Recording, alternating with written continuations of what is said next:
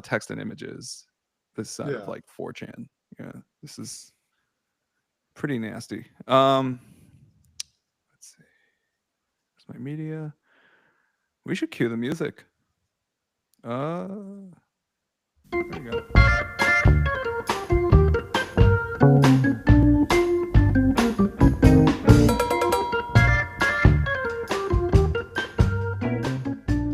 Welcome, one and all, to another edition of Everyone Hates Us, the podcast dedicated to the art of winning and the beautiful sport of baseball and football. NFL is around the corner, so we're going to talk about football today. I'm Euno Lee, joined by my great co-hosts, Collin Murphy in the Packer jersey and Daniel Grievitz in the Arsenal jersey? Arsenal, yeah. Arsenal. There you Arsenal go. Away. There we go.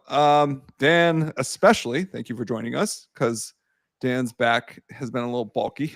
So to have him here, if he's talking a little bit more sounding strained or makes a really loud grunting noise, you'll know it had something to do with his back.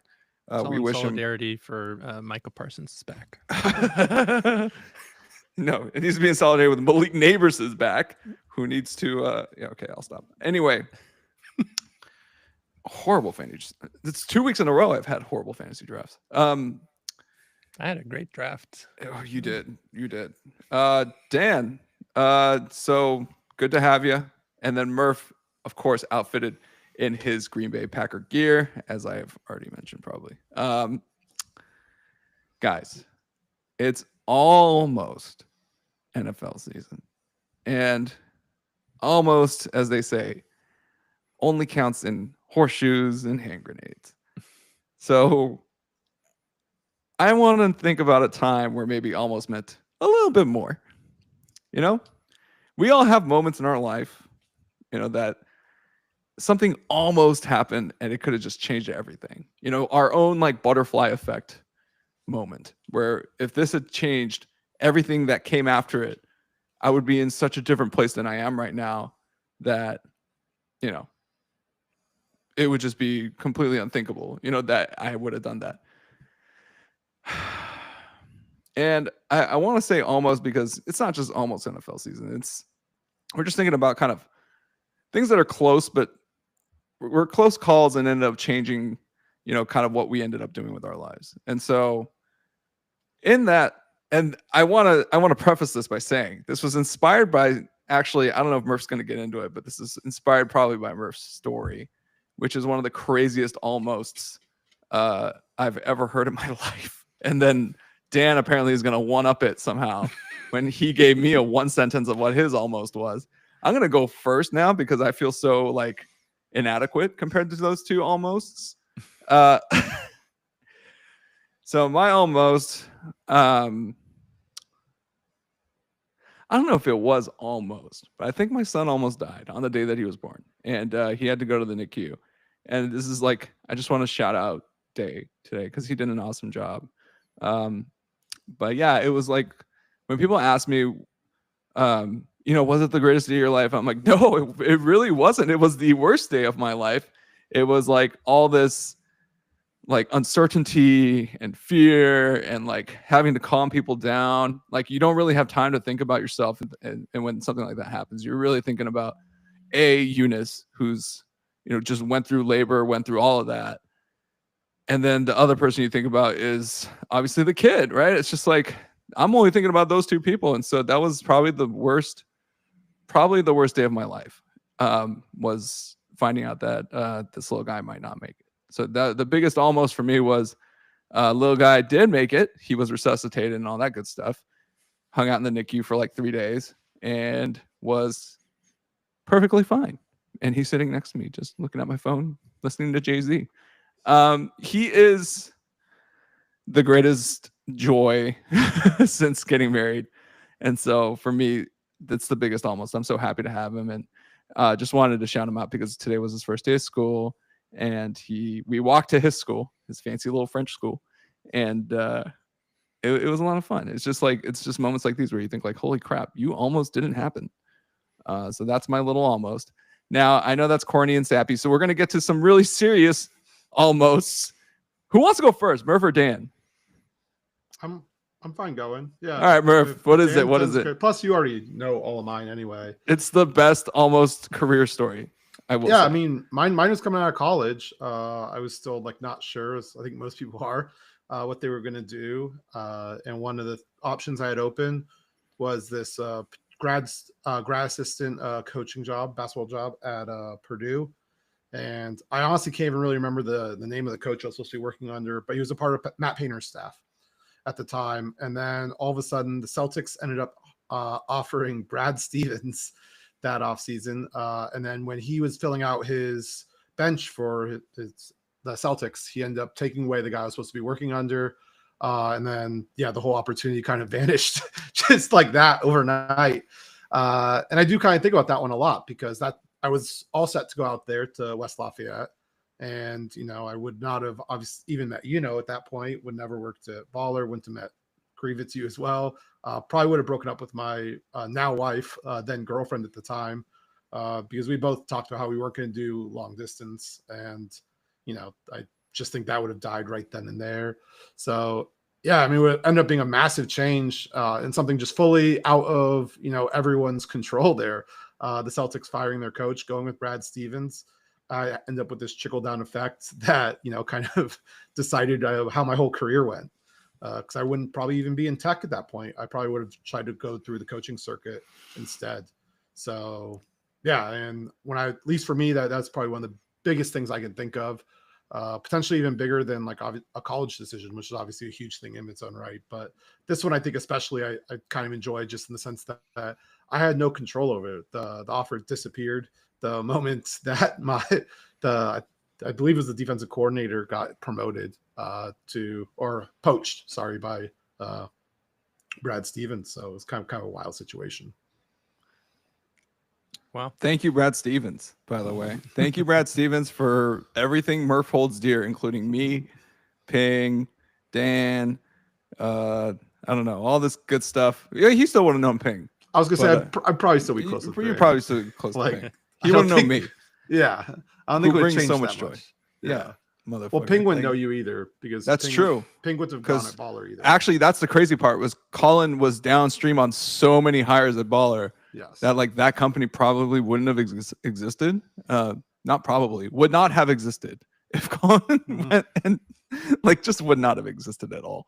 Because I mean, Bo, Ping, all those guys. I mean, they only took the job because of me. So, yeah, he was the one line down. So like everybody had like he was the tree, like, and all the fruit is what like made Baller happen. But that was one of the sickest stories. And when I found out it was Brad Stevens of all people, of course. Thank you, Brad Stevens. Dan, you had a crazy one-liner. Yeah. So mine is a little different. It doesn't specifically affect any career path or anything like that. But back in 2012, I went on my first solo international trip. This was to Nepal. I went to volunteer and teach English, and then travel while I was there. And one of the things I did was take a tour of Chitwan National Park, which is like this jungle in the lowlands. And it was like a small tour group of me and like maybe 4 other people.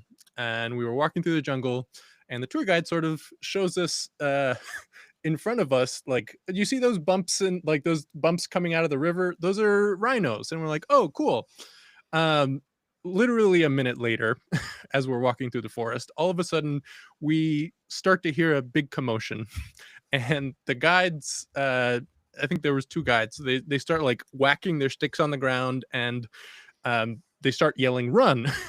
And when you're on the other side of the world and in a jungle, and the only person that knows what they're doing says "run," your legs kind of start running involuntarily.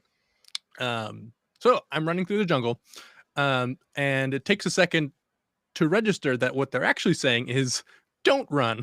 So all of a sudden I realize I'm doing the exact wrong thing. And so I do what everyone else around me is doing, and I dive behind a tree, and a full rhinoceros runs right past where I was just standing, like immediately after. And yeah, that was a hell of an experience for 19-year-old me, and quite the first. Yeah, it was definitely could have changed a lot if I if I was killed by a rhinoceros in the jungle on the other side of the world. That's a way to go. Yeah. Steve Irwin over here. Well, Dan, I said lives could change, but you chose life could have ended right then and there. Of course, Yeah. Dan would go on to travel by himself practically every. Yeah, I was not deterred. And I was also almost charged by a buffalo many years later in Texas, which was fun. Your run, not run, just reminds me of in college. Spring break, we went to the Dominican Republic, and we got lost in one of the cities. Had asked for directions. We eventually found our way out, and we were telling this story to this bar owner. He owned a sports bar out in Punta Cana. He spoke English, and we were talking about it with him, and we told him the whole thing about, they kept saying derecha, derecha, derecha, derecha, and we're like, we're not idiots, we're not going to go in a circle here.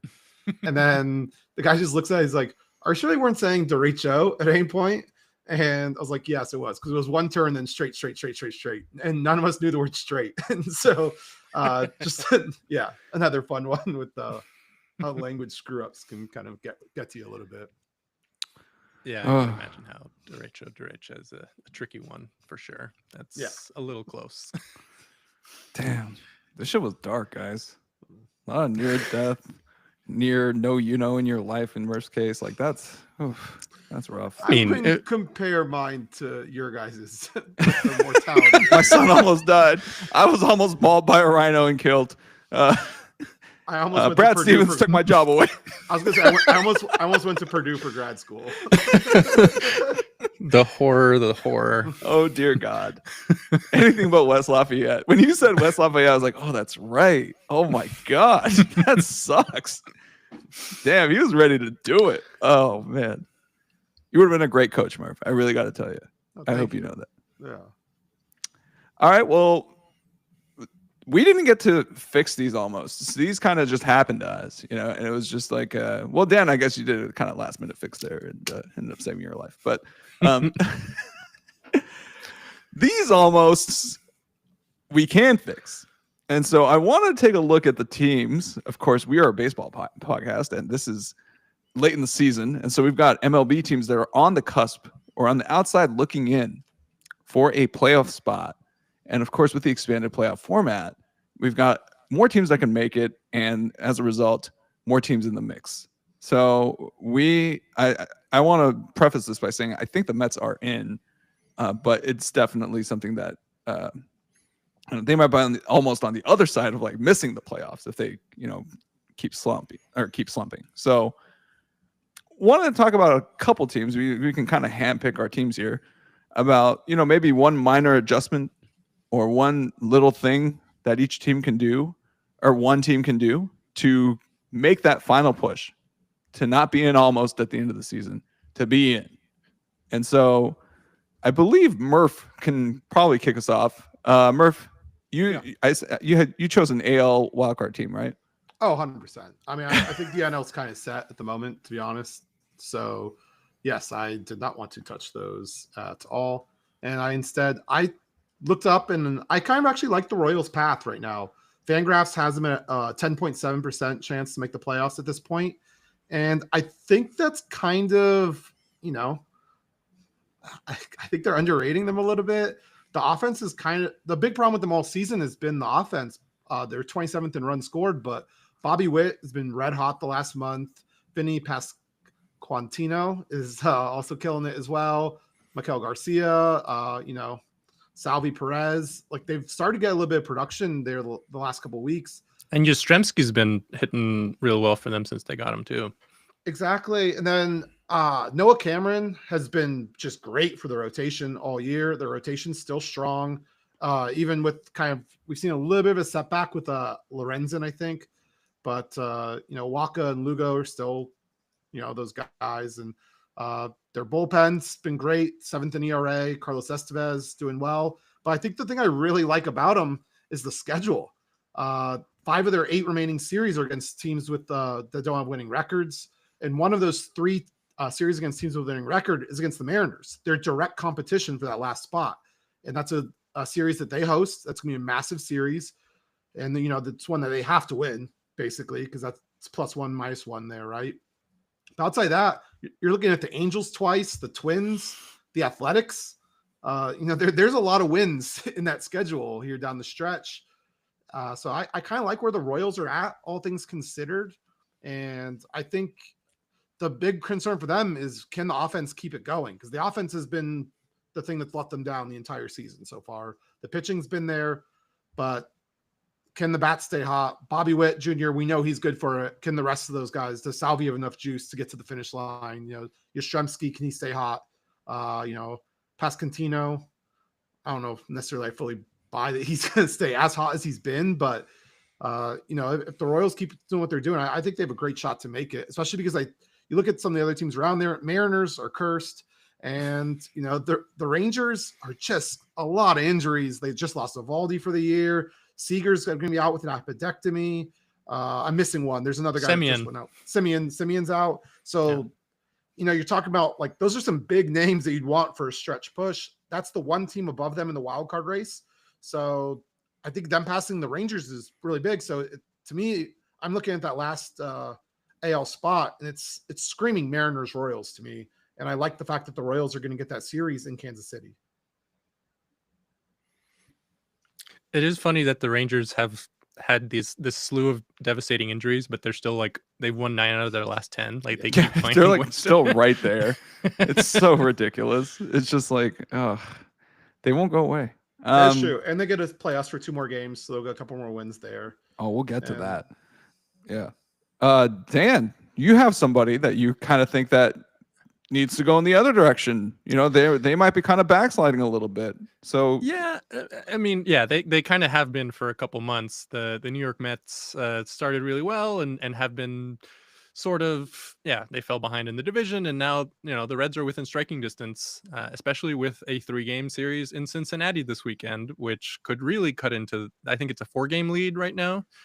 And yeah, I think, like, looking at the Mets, the thing that jumps out is the thing that we were sort of highlighting as a potential problem going into the season, which is the rotation.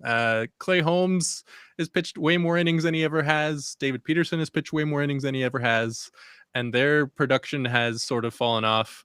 And Senga has had a miserable second half. I think his ERA is over 6 combined in July and August, as will attest to from his fantasy team. He's the surest 1 point in fantasy. But I don't know if y'all saw, like, the fix that I'm proposing kind of feels like they are moving in that direction already. And that is to lean on their young arms. They called up Nolan McLean, who has been killing it. He has a sub-1 ERA through 3 starts, and he's looked great. And they called up Jonah Tong, who is also a top 5 prospect for them. I don't know if you all saw that the Mets recently got named, like, the best farm system. These arms are a big part of it, and I think they should continue to lean on them and sort of phase out these guys that have been good for them all year, but, like, you can see I think David Peterson already has 30 more innings than he's ever pitched. He's getting, his production has really fallen off. They should lean on these young guys, and Sean Manaea, who has come back, and his numbers have not looked good. His ERA is over 5, but his FIP is over 2 runs below that. His peripherals look the same as they did last year when he had that really good run. I think he's been pretty unlucky, and I think if they continue to ride with him, that will help stabilize it a little. Unfortunately, for this weekend series against the Reds, they have, I think, Peterson, Senga, and like, they have all the worst possible starters lined up. So it could get a little tight for them, but yeah, I think with the young pitchers and with Manaea sort of evening out his results, they could right the ship. And still, Soto's been hitting the the piss out of the ball recently, and that helps make up for some of these pitching shortcomings. I was gonna say Soto's ex-WOBA versus his actual WOBA spread is pretty insane. Like he's due for a regression upward into actually playing better than he's been playing this year. He's been pretty darn unlucky this year. So that might be another thing, is like the luck might have to turn around a little bit. I think he had a grand slam and a triple yesterday. There you go. It's starting to. That'll get you started. I love it. Well, Dan's talking about the Mets kind of sliding. I'm talking about one team that theoretically could, all right, make the playoffs. Mathematically is not eliminated yet. They have a 5.7% chance to make the playoffs according to Baseball Reference. I am, of course, referring to the San Francisco Giants, who have been on absolute heater since August 22nd. They have lost 2 games and won 8. So they are absolutely riding one right now. And they lost one of those games was to the Brewers in a 5-4 nail biter. The other one was Trevor Rogers. Can't do anything about that. It's Baltimore. It was like, hey, we're beating up on Baltimore. Oh my, Trevor Rogers decided to come out and just destroy them. So not much you can do about that. Rogers, of course, looking unbeatable with a 1.39 ERA right now. So I am going to give them a pass on that one. They are 5 games out, which is pretty good. Like, you can do this. It's possible. It's mathematically possible. Here are their next opponents. Collin. They got the D-backs for 3 games twice. Then they got the Dodgers for 3 games twice. And I don't know. It's not crazy to suggest that they keep this hot streak running. They have been bolstered, of course, by pretty solid starting pitching. And just depth of arms, keeping that opposing team's number low. Nothing cures what ails you, Justin Verlander, like a start against the Baltimore Orioles, in which you go 5 innings pitched, 10 Ks, and look like the old Justin Verlander. Of course, that's huge qualifier. Orioles are one of the worst offenses in baseball. But did you see his pitch count from that game? No, what was it? I didn't even see the pitch 120 pitches in 5 innings. Like I said, not mathematically eliminated, guys. And so crazy stuff can happen. Robbie Ray, of course, kind of had a little bit of an up and down towards the second half, but was nails to start the season. And Logan Webb, same deal. But I think it might be one of those dips where they're on the way back up. Anytime you win 8 out of 10 games, you're definitely making some noise, and the vibes must be great. So I am counting on the Giants to come through and maybe make some noise here and possibly leapfrog both the Reds and the Mets for that final wildcard spot. Hashtag NL Best.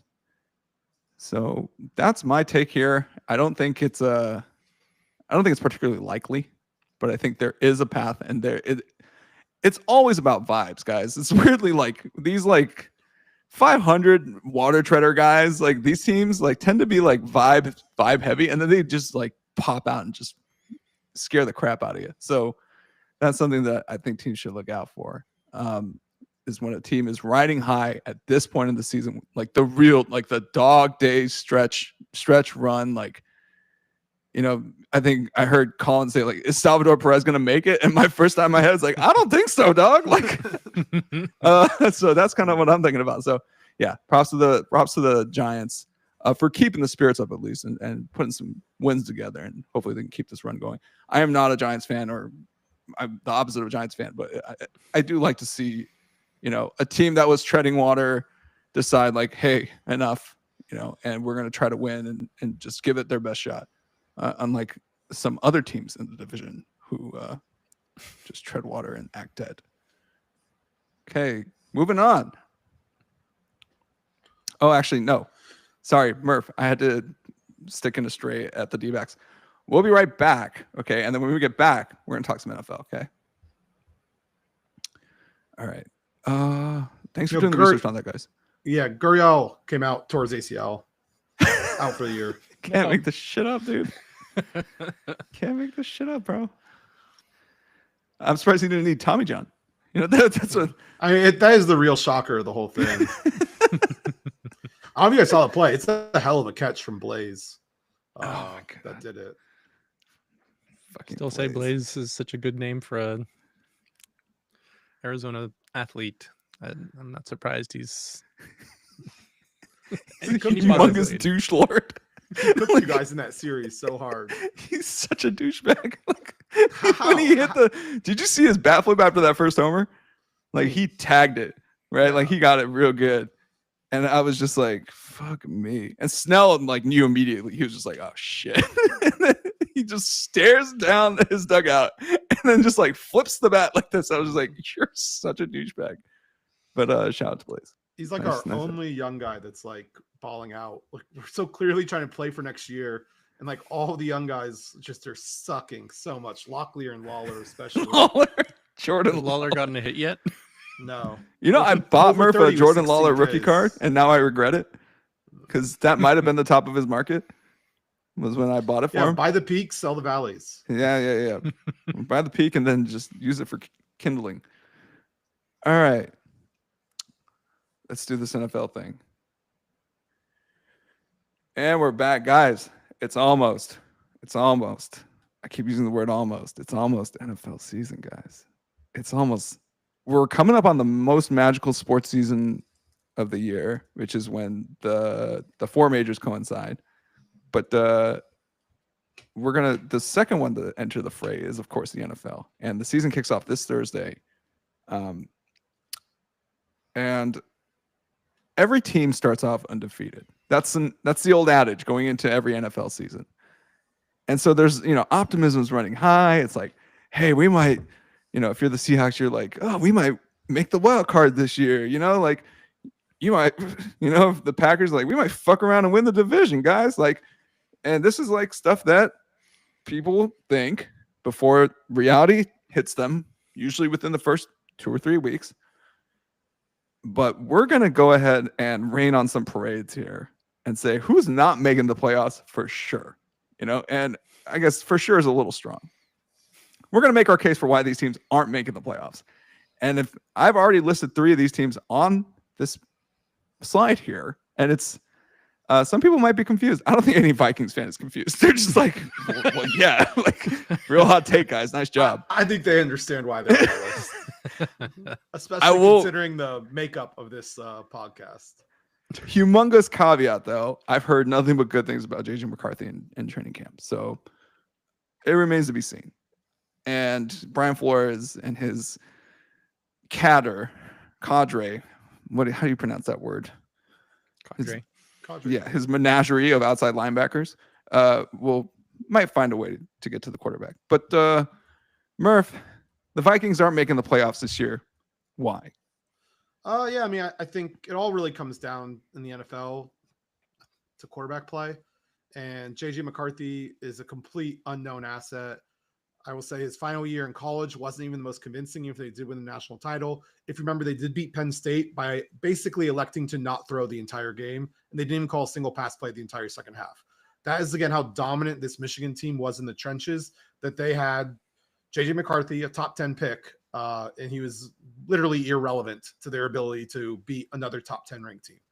So he was out all last year with an injury. This is going to be his first meaningful action in over a year. And he wasn't even leaned that hard on at Michigan. So this is a giant step up from him. At Michigan, he had the best players all around him. He does have Justin Jefferson, but outside of that, it's going to be a lot more even here in the NFL than it was for him at Michigan. And I think the jump is always so tough to predict. We've seen so many people come in and look great, seen so many guys. CJ Stroud and Jaden Daniels obviously came in and lit the world on fire. But also, we saw Bryce Young, who people thought was kind of polished, put up one of the biggest turd seasons a rookie's ever done. So you never really know. Rookies are going to go. Kevin O'Connell, like Viking fans will point to Kevin O'Connell. Which, I mean, sure, like he did have Darnold looking great for a bit there. But you'll remember Darnold faded hard down the stretch that year. Does that mean defenses started to pick up on what they were trying to do with Darnold? This is something that I've had concerns with rookie quarterbacks struggling in their second year. We saw the CJ Stroud took a step back last year. What full offseason tape can do a whole lot. A full season's worth of tape does a lot. I don't think it's a surprise that Darnold ran out of steam. How long can Kevin O'Connell keep it going with JJ McCarthy? The other thing is tough division, second place schedule. I think the NFC wildcard is going to be a very hotly contested thing. Yeah, they had 14 wins last year. A lot of that was on the streak of the defense. Defenses can be pretty temperamental, though. I think year after year, it's just shown offenses are a lot more consistent. It's much easier to keep a top 5 offense running year after year than it is to keep elite defenses. It's really the difference because all you need is a good quarterback, and you can kind of just ride a good offense no matter what you kind of put around them at times. While defenses really is a true unit. And so you have a couple injuries here and there, and all of a sudden, your great defense turns middle of the pack below average and makes everything else look worse. So I think the backbone to me here is that you're going to be looking at a team that's probably going to be leaning on the run game of an oft-injured running back in Aaron Jones with an unproven quarterback. And, you're basically saying that they're going to put a lot of weight on this defense. And defenses, as I mentioned, are temperamental, playing a tough schedule. So I would say that the Vikings, I feel, if you're talking about like the biggest win drop, they won 14 games last year, I believe, to falling out of the playoffs. I think this is the team that fits that bill the most. And a lot of it is just because, JJ McCarthy, so much of a question mark there. That's kind of where I start and end with this. Aaron Jones catching strays 1 year away from you guys, and all of a sudden he's persona non grata. I love Aaron Jones, and I've actually drafted him several times. But the fact is that he's not a bell cow and never has been. Yeah. And you're talking about him splitting carries with Jordan Mason, who also, has never really been a lead guy before, was in a RB by C like situation in the Niners. Every time with us, Aaron Jones always had like a 3 to 4 game stretch where you had to pull him. He had very limited, and you basically were starting the backup. That's just kind of how you kind of work with him. He's only getting older. It's not like you can expect to like give him the ball 250 times and expect that not to be a problem, I guess. So that's kind of where I get a little concerned with Aaron Jones specifically. Also, the panic trade for Adam Thielen was a little odd. I think it's maybe they're not necessarily as comfortable with their receiving core, especially with the whole Addison situation. I think it's the Addison thing, really speaking, and maybe that some of their younger guys aren't stepping up the way they might have hoped. Aaron Jones, of course, had his fair share of hamstring injuries, and so missed time, would play through it, obviously. And so, fair play to Aaron Jones. I'm not trying to cast aspersions here. I like the guy too. We all like Aaron Jones here. Yeah. Oh yeah, I mean, he's one of my favorite Packers. Obviously all the crazy hats. The story with his dad, like everything. He's a great guy. It's just we are talking about a 31-year-old running back that has frequently needed time spelled for long stretches. Yeah. There's a reason I've been targeting Jordan Mason and fantasy drafts. Wow, that's cold. Dan shorting Aaron Jones. Dan's shorting Aaron Jones on air. That's cold. Well, Dan, speaking of teams you're shorting, the Washington Commies. What the hell? They had a very impressive showing last year. All signs seem to be pointing up. They were able to make it a game, against the Eagles, or make it a series at least, not a game. Sorry. That was intentional, and I'm a jerk for doing that. But no, it looked promising. Like Jaden Daniels looked like a man possessed. Dan, what the hell? Why are they going to miss the playoffs? Yes, they had a great feel-good season last year. I think they went 12-5. Jaden Daniels looks good. They were able to lock Terry McLaurin down after he had a bit of a contract dispute this offseason. So, yeah. On one hand, things are pointing up. But if you look at their schedule last year, they had the second easiest schedule in football. And this year they have, I believe, the 8th hardest. They were 3rd in run yards allowed. They sort of were just torn apart, as we saw by the Eagles in the playoffs. I just think that there is a good amount of possibility for regression here. Given the much harder schedule and the porous run defense. Sort of I would also like to throw in here, because I also had the Commanders on here, and I was going to go the other way if Grievous went first and picked the Vikings. I think the warning case on this is like CJ Stroud. CJ Stroud did not look good last year after taking the league by storm last year. And the only reason the Texans made the playoffs is the AFC South is dog water. The Commanders don't have the same level of defense the Texans do either. You know, you have the whole McLaurin situation. It's been a tumultuous offseason, like for some of his weapons. I think there are a lot of question marks about the Commanders, and a full offseason of tape does wonders. NFL DCs are very talented. If you don't have a plan B or counterpunch, you know, you've seen this time and time again. Rookie guys coming up looking great, and then the NFL DCs get a year tape on you, and then all of a sudden you're a lot muted going forward. Jane Daniels is going to have to prove that he can beat those accusations, because that's definitely going to be the question mark. Because CJ Stroud is that guy, like, that is sitting there staring us all in the face as we've seen a guy do it 1 year, but can Jane Daniels do it for 2? And he needs to answer that question this year. You're muted, you know. You're muted, you know. I like that.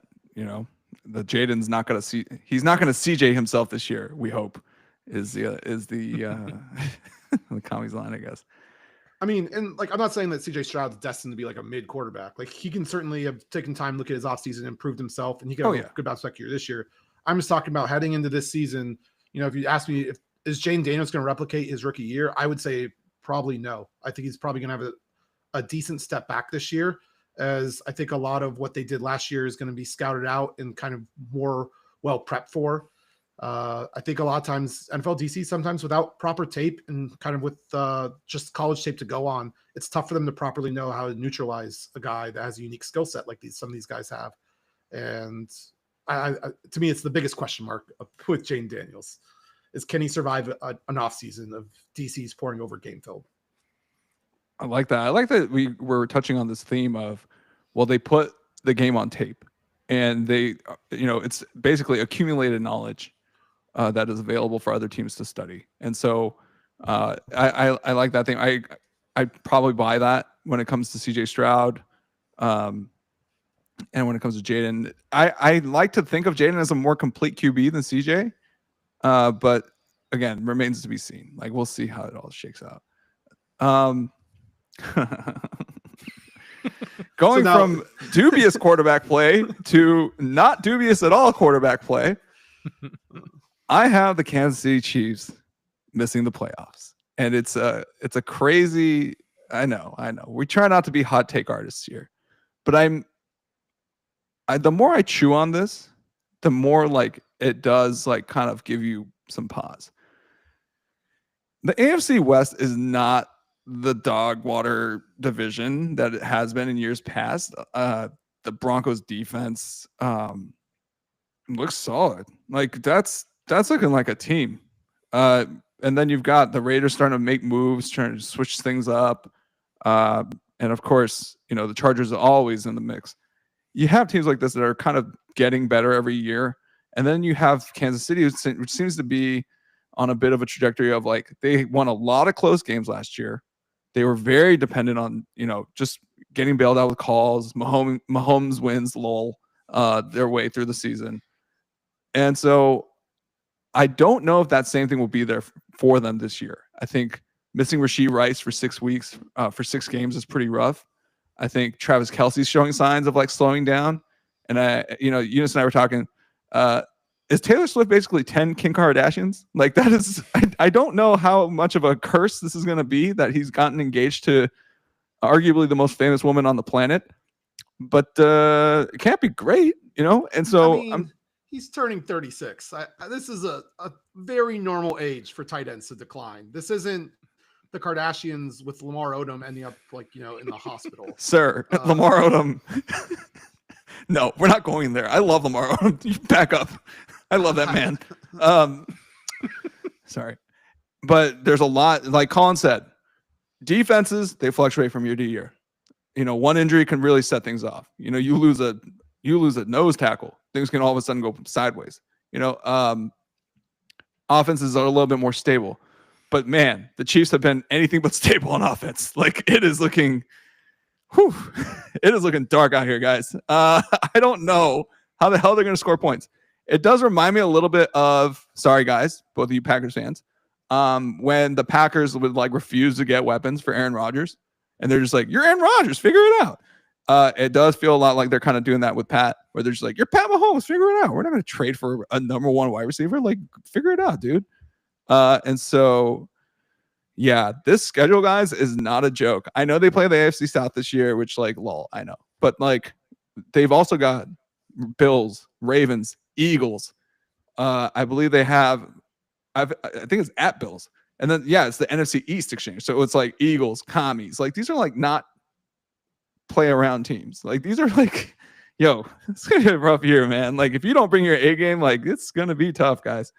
And these are some tough defenses. And Denver twice, like ain't nobody want to play against Denver twice. Like come on, right? Like even if you're confident that you're outscore their offense, you don't want to play that defense. Like that is painful. Like with the weapons that Pat Mahomes has, you want to play Denver twice? Like, bro, that is open heart surgery with a spoon. My counter to this still though is Andy Reid. Like he's a proven track record. Mahomes proven track record. Like this is a very established team to me at its roots. And as for your weapons thing, I do want to just point out that while I do think they've neglected the weapons, Xavier Worthy is a first round pick. I was gonna say, yeah. Okay. Like he's certainly not nothing. Like Rashee Rice. Aaron Rodgers would have loved yeah. Xavier Worthy. Aaron Rodgers had Jordy Nelson. Don't disrespect Jordy Nelson. No, by the time we were complaining about the receiver supporting cast, Jordy Nelson was gone.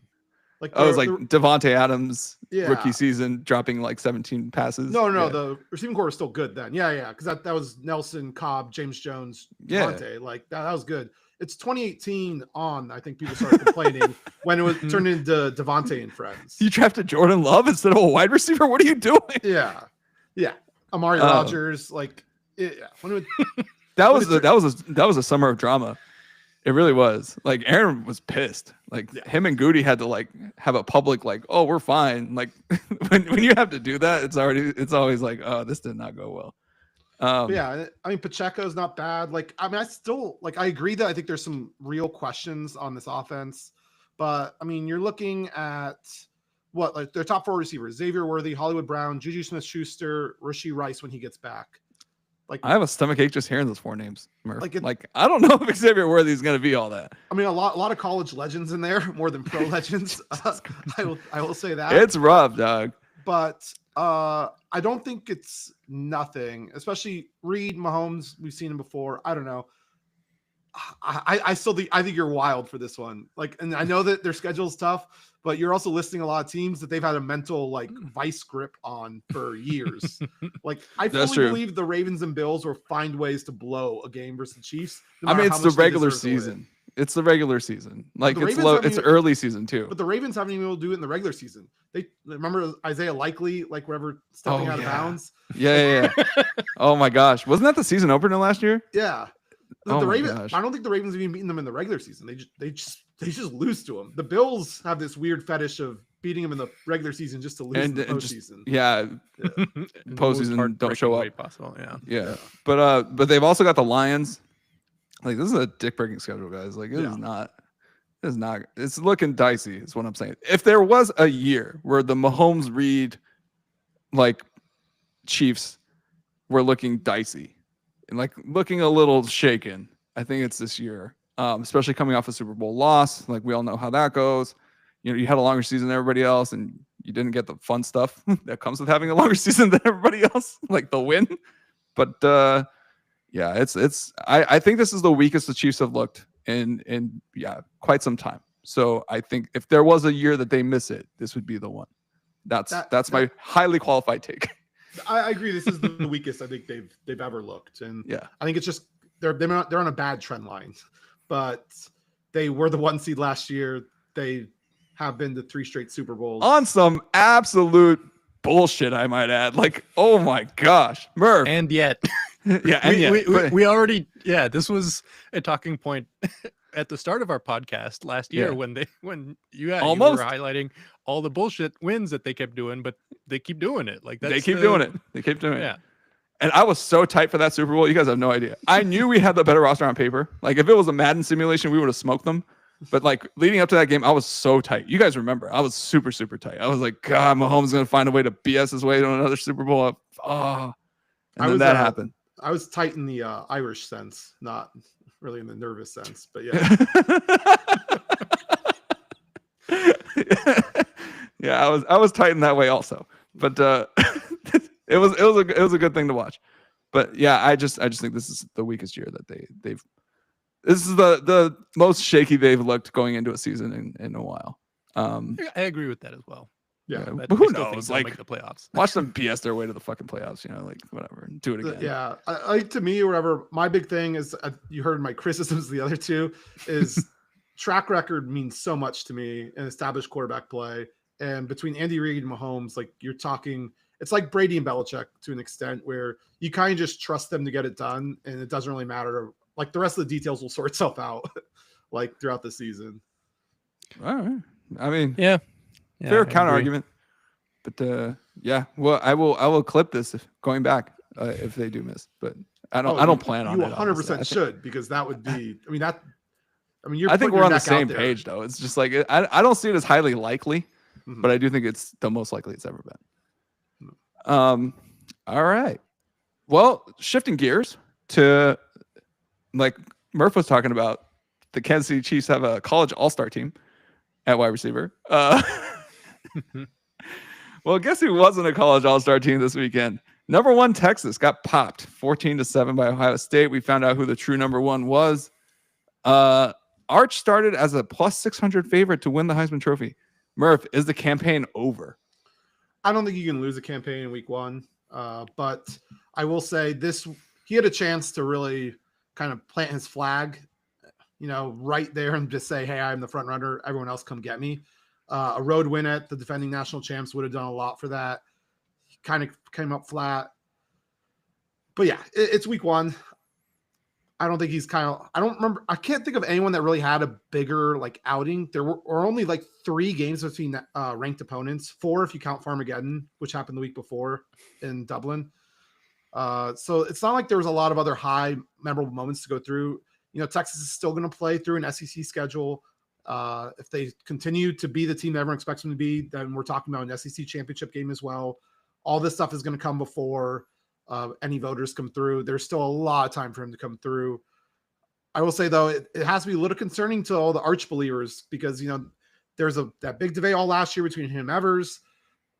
Kind of whole thing was that people kept saying, well, Evers was the better quarterback. Evers was the better quarterback. Some people thought they were just, defending the seniority.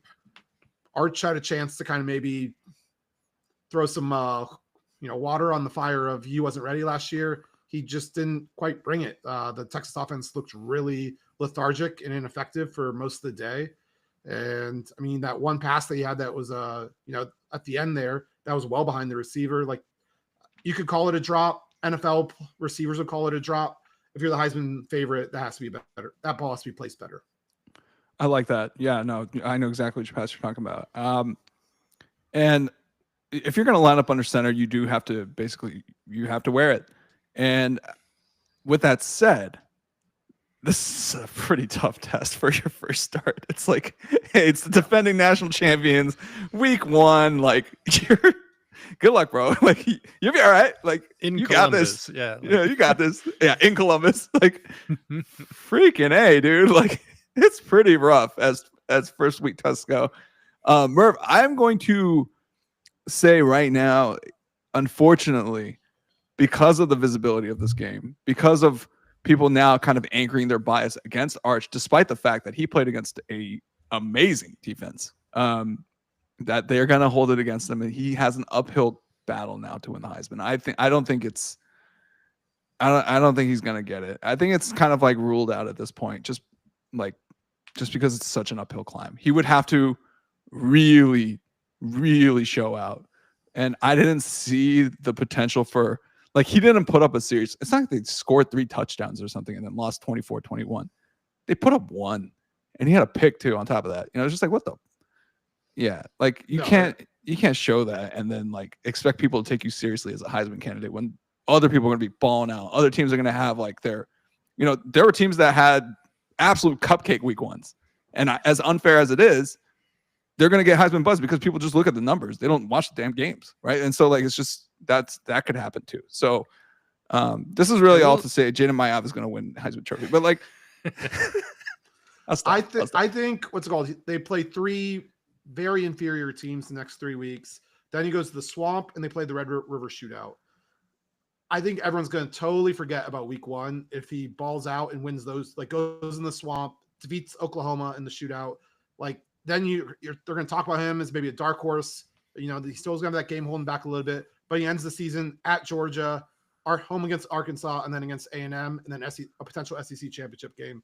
That is more than enough, like marquee, big national primetime games for him to like work his way back in. I like that. I like that kind of argument. Yeah. I was gonna say, like he laid an absolute dud, but it's week 1. Like there is a whole season of like people have a lot of recency bias. Like if he plays really well down the stretch, like you're not like week 1 is sort of way in the background. Yeah, I'd hate to do. If this is an SEC championship game, I'd say he's cooked. But you know, right? If he like if he continues playing like this in big games, then obviously not. But yeah, if he, I would hate to do a linear extrapolation of such a young quarterback based on what I saw against Ohio State of all teams. You know, it's like it's kind of messed up. But to Dan's point, the recency bias it is sticky if it's like the first impression. You know, like you only get one chance to make a really big national stage first impression. And so that's why I'm like, it might be sticky enough to where people are just going to kind of have him, you know, paddling upstream, so to speak, to get to the Heisman. But and those are not sneeze-worthy teams that you guys just mentioned, like Georgia. No. Like, if he plays if he looks like that against Georgia, he's cooked. Like that's, I'm sorry. Like, so, but yeah, no, absolutely, these are big what ifs, you know, and it's a young QB with a lot left to see. So I'm with you guys on that point. But I do think he's got to play like a Heisman. Yeah. You still need to be the Heisman winner. Also, there is a whole thing of the media in general is pretty pro Manning. I think he's going to get a lot of coverage if he starts bouncing back from this. And, you know, Heisman voters, you know, a lot of people feel that Peyton was, you know, kind of screwed by Charles Woodson, the only defensive player to win the Heisman. You know, could they be trying to get the family back the one that they deserved? Jesus wept, Collin, of all the corkboard theories that you could have came up with today. Dude, you have to have your media conspiracy. Oh my Lord. On. I don't think plays a part. It would block out the sun, Collin. Where is conspiracy Euno on this? Conspiracy Euno is not touching this. You're really gonna put Chuck Woodson's Heisman up against Manning's and really just say like, oh, they're gonna feel bad, so that's why they're gonna give. Oh my Lord! I mean, no, I will grant you that Arch is the anti-Shedeur Sanders. Like he is getting a crazy amount of like face push, but all positive for the most part too. Yeah, it's all positive. They're pretty forgiving. It's the people, it's the fans who are just like, this guy was so hyped, blah blah blah, and that usually just it can kind of take a little wind out of the sails. You know, it can punch some holes in the sails, so to speak. So. Okay, but I think you guys make fair points. If he starts with this game and then, you know, and then grows into he beat Georgia 49-12, like there's a whole narrative of like, oh, he overcame adversity and he's a Blastoise now. He was a Squirtle in week 1. UTEP San Jose State just unlocked his powers. Nothing cares what else you like UTEP. I think the third one's Sam Houston State. I haven't looked at their schedule. Jeez Louise, man. Their next 3 weeks are weak. You know what? Yeah. San Jose State, UTEP, Sam Houston. This is horseshit. Like, well, they started against Ohio State, so they're like, oh, clearly I can. You know what? Yeah, I will give them that. It's like, hope you guys have a short memory because we're going to go get these 3 wins now. But this is where the whole 9 conference games, the SEC needs to be playing that. And I'm glad they are going forward because Ohio State played Texas week 1.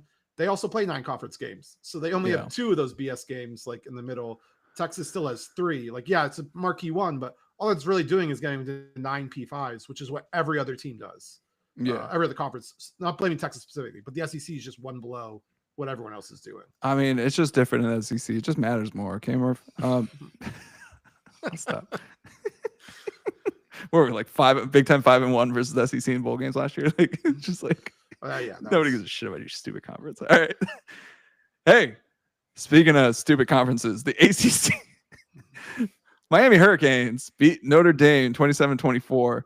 I know people are talking about the game. I'm not saying nobody's talking about the game, but this catch, did we see the CJ Daniels catch? Holy fuck. Like, it was nice. Like, good Lordy. Such a clean into the end zone, too. Like, I don't have the GIF. I wish I put the GIF on here, but man, it was clean.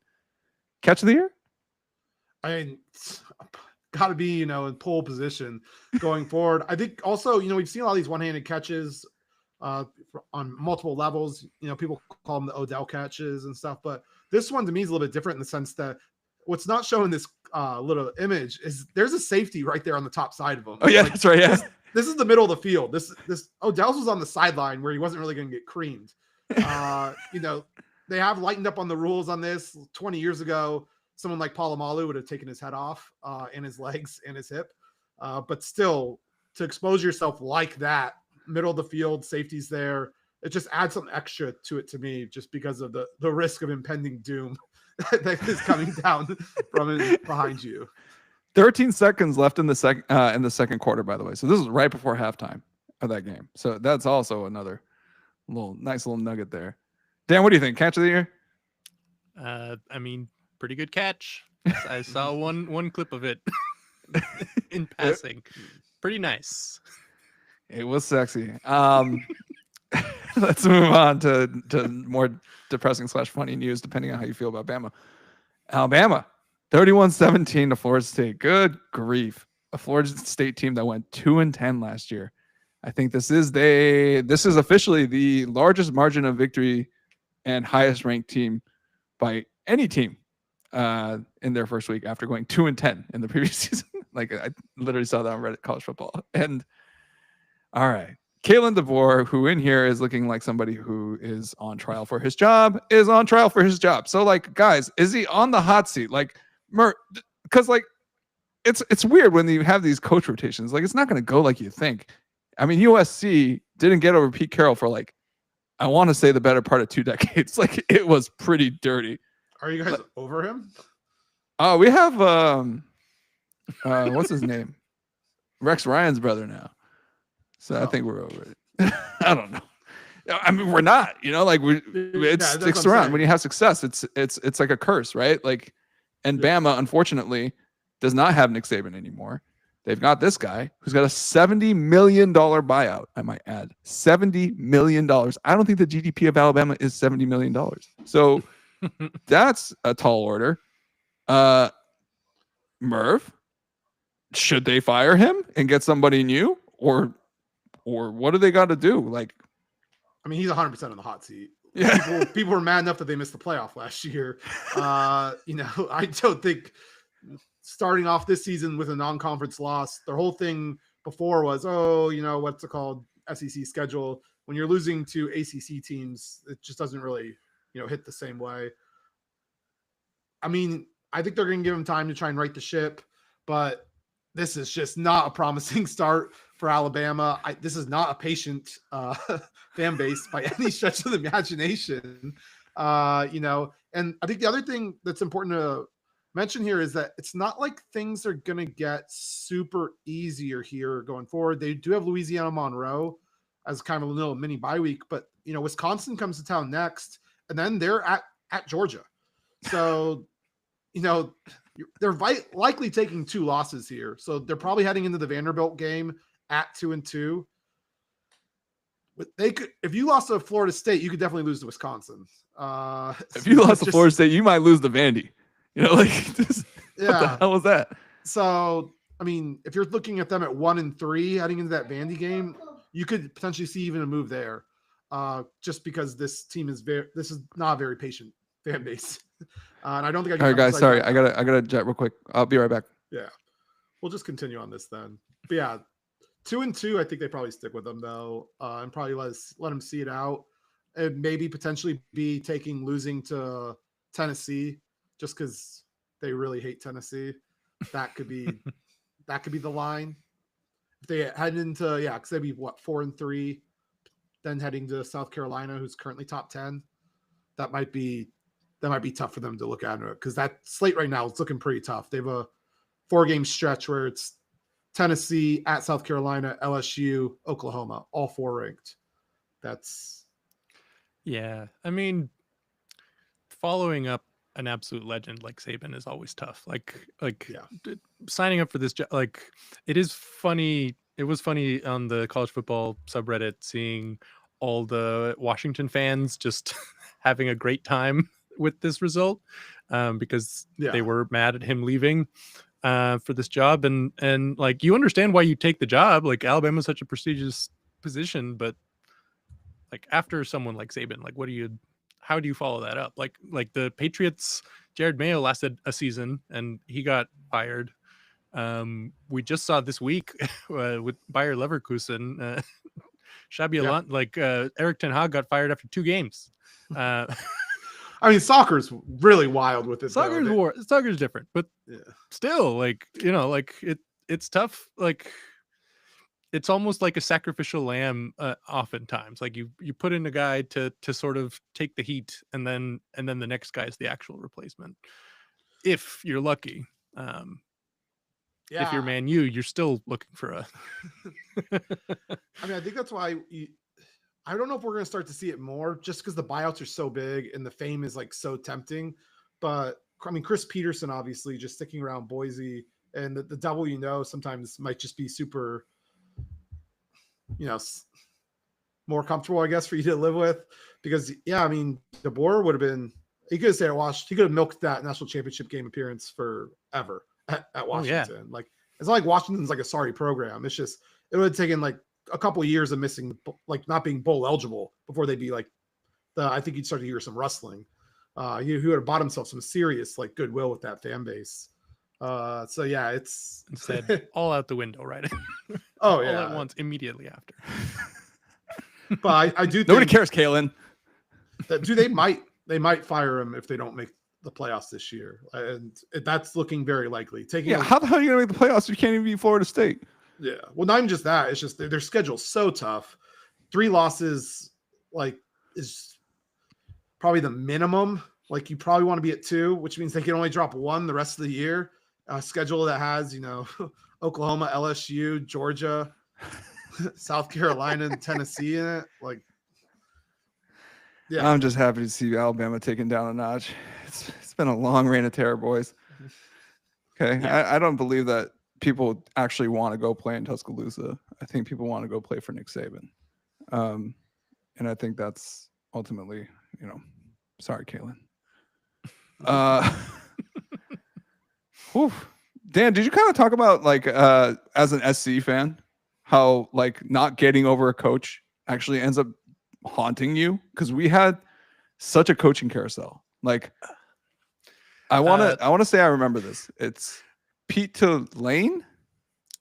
Yeah. To Sark. Coach to Ed Orgeron. Yeah. Orgeron never got the head job. He was just interim. He was interim. To Clay Helton. Yep. I like Clay Helton a lot. I like Clay Helton too. He was absolutely abhorred by our fan base. Like, absolutely abhorred. It's like, I just named a bunch of coaches, including one that went on to win a national title, one that was competing and is competing for a national title. Like, it comes to a point where it's like, it's not them, it's us. Like, it's, you know what I'm saying? Like, so it becomes kind of like a curse. You think Bama's kind of due for the same thing, where their fan base is just so impatient and so crappy that they're just gonna like have a coaching carousel and end up like spiraling like us for the past, like, I want to go cry now. It's very possible. Yeah, I didn't draw that parallel, but it's a good one. You'll be happy to hear that I drew a parallel to Manchester United after Alex Ferguson left. Yeah, that is like the plane breached the core of the earth, right? Like, that is not spiraling. That is, the plane is currently being consumed by the core.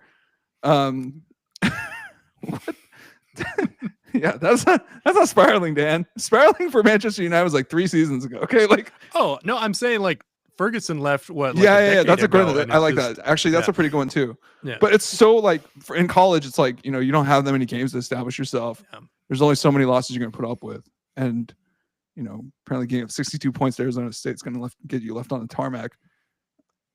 Stuff like that.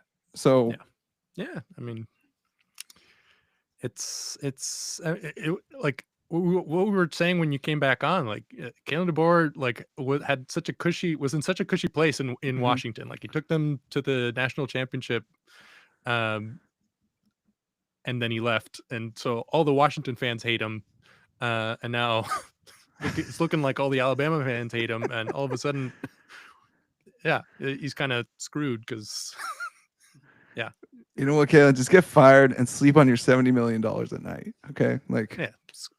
Screwed is a relative term, I suppose. Yeah, I mean, Wiping his tears with. All right, we'll be right back. We're gonna get into gratitude rants, matchups. Don't go anywhere. Oh, thanks, guys. Yeah, they had to go to the bathroom, so I had to accompany them real quick.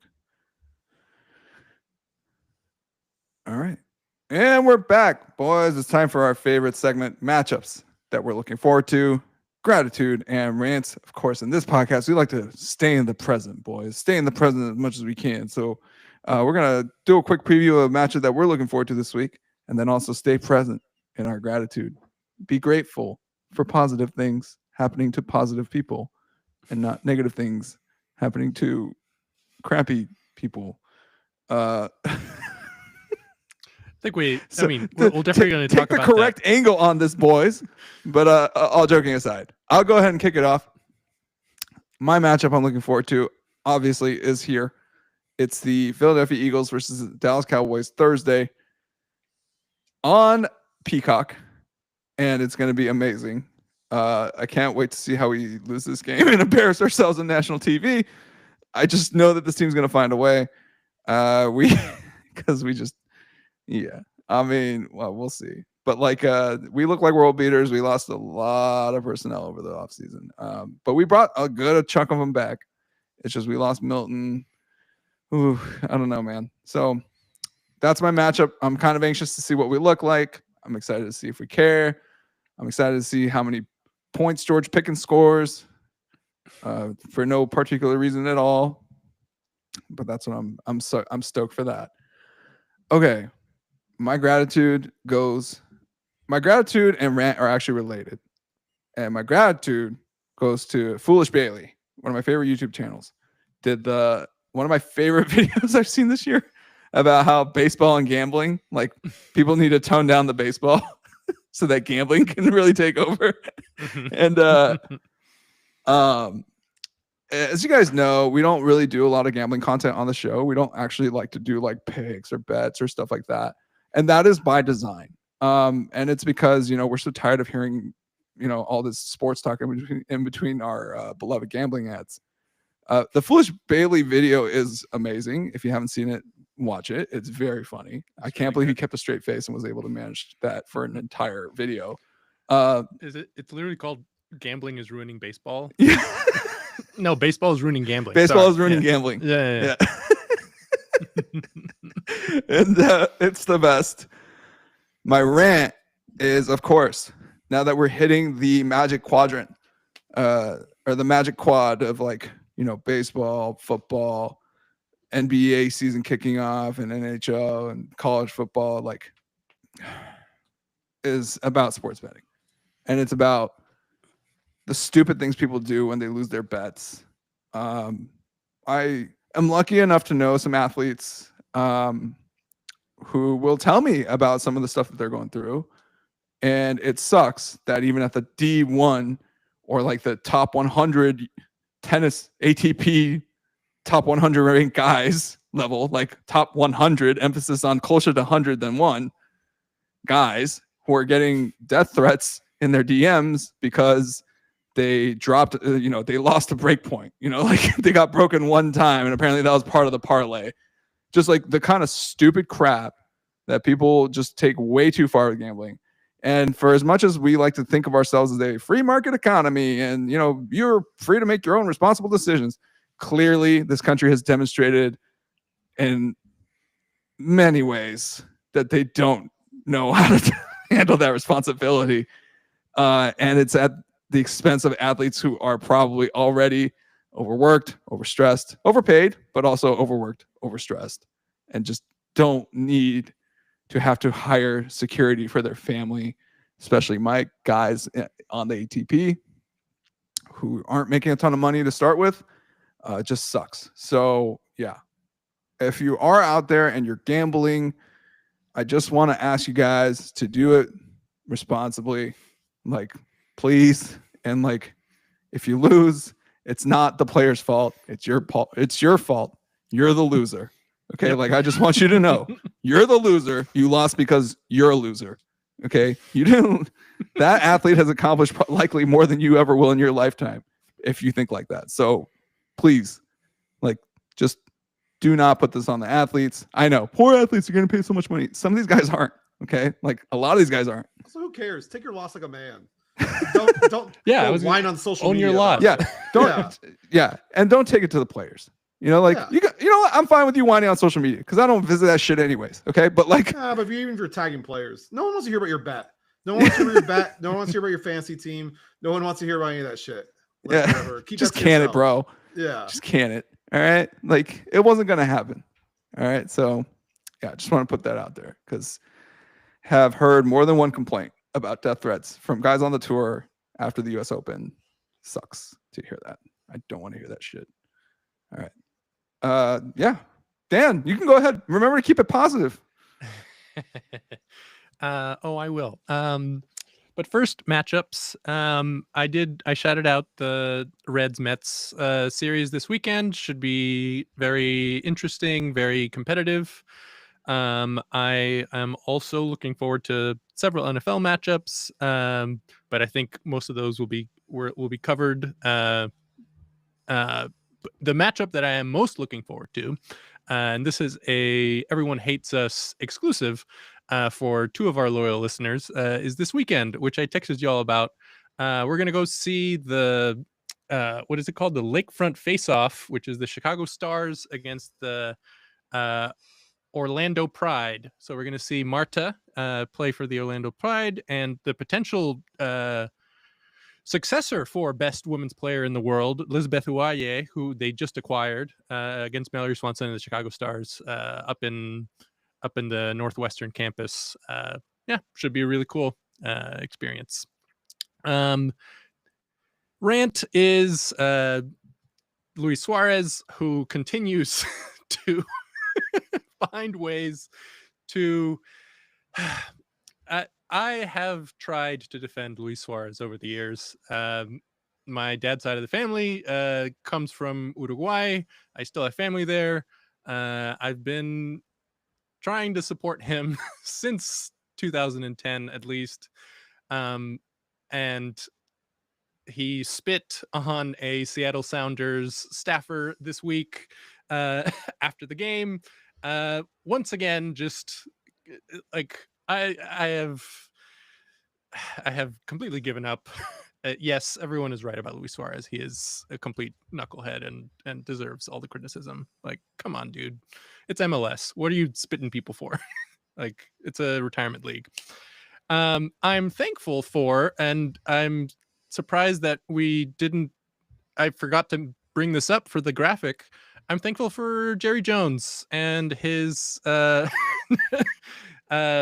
decision to play hardball with his best defensive player and punish him by sending him to the Green Bay Packers. So thanks, Jerry Jones. Thank you for Micah Parsons. We're all thankful for Jerry. You know, that should have been my real gratitude because that happened right after the show last week. Mm-hmm. So man, thank you, Jerry. Live forever. Thank you, Jerry. Yeah. Thank you, Jerry. The gift that keeps on giving. Seriously. I literally talked about Cowboys Eagles and I didn't even bring up the trade. Like, oh my God. Yeah. Grateful for Jerry. Suarez, what a dirtbag. Dude, always has been. Always has been. Yeah. Always. Very dumb. Quick thankful for Unai Emery's post-game conferences immediately. I sent a clip to Euno. I don't know if you can pull it up easily, but it has immediately entered the sort of the Hall of Fame of soccer memes because they kept asking him about different questions, and sort of similar to the "I'm just here so I won't get fined." He just answered with the name of the goalie, Marco Bizot. Like they were like, okay, but what about like why wasn't the Emi Martinez in the lineup? Marco Bizot. Like what about the like what's gonna happen going forward? Marco Bizot. He just literally kept saying the guy's name. I love it's a classic soccer press conference moment. So I'm happy that it's we got that as well. You know what's going on when you're doing the soccer ones? I don't know if it's the just here not get fined, or I think you should be doing the Mourinho. I say nothing. I say something. I'm in big trouble. I like that one. Mourinho got fired once again this week and passed 100 million in like buyout earnings in his career. That man is my favorite person in all of soccer. I don't care what he did to my team. I love him. 100 million in buyout money. Yep. Oh my gosh. You want to talk about playing the game? Damn. Yeah. Kalen DeBoer has some work to do to catch up. Murph, are you going to grace us? Yeah, I will. So quick little rundown just because we talked about it. Yeah, my matchups to watch for this weekend. I think the best football game, if I'm taking my Homer blinders off, is Ravens Bills. It's on here. You know, it's the top two guys who were in the MVP race last year. Lamar Jackson, Josh Allen, great playoff game as well. You know, this has been one of the premier battles of who's going to take the throne from the Chiefs. It just hasn't happened yet. But what a great way to start off, opening weekend. The next one, from a pure game perspective, biased, but I do think Packers-Lions is that game. Dan Campbell already came out. You know, I think he said that God made Lambeau on the 8th day. So he's already in midseason form with his quotes. But, I mean, these are two teams that everyone predicts will be in the playoffs and two of the higher seeds. So this should be a great game. And the Packers, you know what? 1-5 in the division last year. So there's a lot of questions the Packers have to answer there. How can you be one of the higher seeds if you're in the same division? Like, there's a Chinese riddle for you. Yeah, you know what I mean. What the hell? Wise, yeah. Let's try to slide that shit in my pocket, boy. Like, but yes. So yeah, two of the bigger contenders in the NFC at least. And then last but sneaky one, I do think Steelers Jets double revenge game, as Dan pointed out. Rodgers and Fields both playing against their former teams. That should be a lot of fun as well for the early slot on Sunday. For college football, Michigan, Oklahoma. I do think it's kind of hilarious that the two biggest rivals played last week in the biggest game, Ohio State and Texas, and now their rivals are playing each other with Michigan and Oklahoma. That's pretty great. Freshman Bryce Underwood and going to Norman. Big questions if Michigan can handle that. Biggest mismatch in this game, though, is Oklahoma's offensive line versus Michigan's defensive line. We saw even what a mid-Michigan team did versus the soon-to-be national champs last year. Michigan's D-line, Winker, their DC, just great at scheming things. Oklahoma's going to have to throw the ball if they're going to want to stay in this. I think this game could get ugly. I don't expect a lot of Michigan's offense, but Michigan's defense keeps it close. It is loaded. They could surprise some people here. And my last matchup is USA South Korea playing in a friendly. Big debate, with the LA City Council over whose son was represented in this matchup. God, dude. The most embarrassing fucking shit, dude. She represents Koreatown, so that's just great. Have you been to Koreatown? Ain't nobody representing that shit, man. Oh my god. I was actually there just last weekend. Section of LA. Yeah. Grateful. I am grateful for Manchester United losing to Grimsby Town. Damn it! I forgot to say, Murph, you got to keep it positive. But okay, yeah. Yeah, well, no, you just Grievous had to keep it positive. That was pretty great. Onana stopping one of 13 penalty kicks. World's weakest wrists I think I've ever seen. It was truly pathetic just across the board. I believe but revenue-wise, it's the largest upset in soccer history. The Grimsby town keeper, after the shootout, even came out and said, well, I see myself as a Manchester United fan, so I'm kind of peeved at the result. I'm half peeved. So that's kind of how seriously 4th Division Grimsby Town is taking their games. They also apparently fielded an ineligible player. They're getting fined. They submitted the roster like a minute late or something. So, I hope Man U really presses this and sees if they can get back. Man U or Grimsby? Grimsby. Yeah. Oh, okay. Also, I believe anything about them at this point. Yeah. Don't forget De Gea and the transfer facts or whatever that clown show was. Oh, yeah. Oh, you mean how we kept our keeper? So it's like, yeah, it's not like it's the first time like something crazy would happen with the big Oops. clubs. Who uses the fax machine? Come on. So you guys in the Broncos with the whole Von Miller thing back in the day. Oh, I remember that fax machine. The Oh. other one is I did enjoy Bama losing to FSU. Basically, anytime the SEC or like any of the big SEC or Big Ten teams lose out of conference, I think it's just going to slow this duopoly that's slowly kind of ruining college football. Also, it was good to see how they won. That wasn't a fluke. They got bodied on the line. They had 90 yards rushing and they gave up over 230. Like that's straight. You just got manhandled. An Alabama team got manhandled. That's really what the headline should read there. Yeah. And remember what's it called? They won count 2 fucking games last year. They count sacks as negative yards. So the actual pure rushing numbers were even higher. Oh my god. It might be worth the 70 million dead. I don't know. They're pretty pissed. No, that's what I mean. I don't think he's long for this season if things continue. If they lose to Wisconsin and end up 1-3, I just can't see it. I think they'll try and salvage the season and I think they'll fire him. Just because the amount of money that missing the playoffs, like you're gonna lose out on around that much anyway. So but that's kind of like breaks the other way for you. It's kind of biting your nose to spite your face, though. You know what I mean? It's like you're not gonna make the fucking playoffs anyway. So why are you spending the extra 70 million guaranteed? Like, change the culture. Yeah. I've heard all this before. Trust me. It's USC every year after 2006. My rant. Oh no, before I get to the rant, actually, I wanted to kind of circle back on a quick list surface on our talks about the games. The Mets are up 12-2, so that collapse we'll have to put off for another day. The Royals are beating the Angels, unsurprisingly. Also in there, though, apparently Orbit and the Astros mascot put a giant pizza pie in front of the Yankees dugout and dropped cans of pineapple and a bunch of ranch on it. Well played, all for it. And the other hilarious thing I saw was your boy Devers and your Giants. They took a 2-0 lead over Kyle Freeland and the Rockies. Devers went yard, and then Kyle Freeland apparently started a benches clearing thing over him pimping the home run. Come on, Kyle Freeland. Let's not pretend this is the first time you've gotten the ball yeeted into space. Like this Rockies team, mad. Someone hitting a home run on them. If anything, you think you'd be used to it by now. Freeland, you've been there for so long. That's what I like to see. Some passion, all right? At least they're not mailing it in. We're 140 games in the season. I want to see some passion, Rockies. I believe over the weekend they clinched not being the worst team in MLB history, but dude, come on.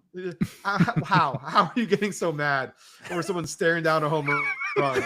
You guys have been getting banged on by the whole league for months. Is this at Coors? This is the straw that broke the camel's back. Yeah, that was not today, motherfucker. Not today. So yeah, pure clown show behavior. But my actual rant was actually planned, but not something that happened minutes ago. Was Dean Spanos and the Los Angeles Chargers, who are getting sued right now by their season ticket holders because they advertised 9 games, including the Chiefs, in promotional material. That game is in Brazil, and there's only actually 8 home games this year. They are now claiming that the 9 games was counting the preseason. So it was 8 games, and the 1 preseason game in LA was the 9 that was a part of the package. This is obviously complete and utter bullshit. The renewal started in October. The Chiefs logo was removed from the marketing material in June. So a solid 8 months after they'd asked for renewals and were advertising 9 games, including the Chiefs, they came up with this great lie that no, it's actually including the preseason games. They've offered no refunds, and they said anyone who doesn't continue their payments, all that money will be forfeited. So class action lawsuit coming. I can't see them winning this at all. I can't believe they even let it get to this point. To just give them their money back. Like this is not like uncommon with the international games to refund 1/9 of the games back to them. Yeah, the Chiefs with the sticker shock, maybe you put a little extra on it, but these are your season ticket holders. Like, you know, this is 100% of like your serious fans, Chargers, and like 90% of your revenue because it's the Ticketmaster scalpers. Like you can't afford to be ticking off, you know, these people that are such diehards selling your tickets to other fans of other teams. So this, you know, shady business practice from Spanos, not surprising. There's a reason why Kroenke and the Rams wanted to share a building with Spanos and the Chargers, and it's because they do cheap, incompetent bullshit like this that ensure that they will never ingratiate themselves to any fan base. Yeah, I was gonna say that they can't risk angering all 20. That was the Chargers. joke I was going to make. I was like, Murph, I want to appreciate that you clarified that you are actually not arguing on behalf of all 12 Charger season ticket holders, but the scalpers who will in turn Right. turn Yeah. these tickets. The scalpers, the people really after my heart. Yeah, they're the really aggrieved party here. No, but they really are. Like, 'cause- I mean, they did lose the most expensive ticket in that list. I mean, that's what I'm saying. So- Like, that's the one ticket you're supposed to bank on. Like, what the hell? Well, apparently they're gonna suck this year. So that's no, true. like, why would you even watch that shit? You know, like, Yeah. what? Watch the Chargers, like, grind the Chiefs into a fine powder. Like, I just want to know whose idea it was to come with a preseason thing.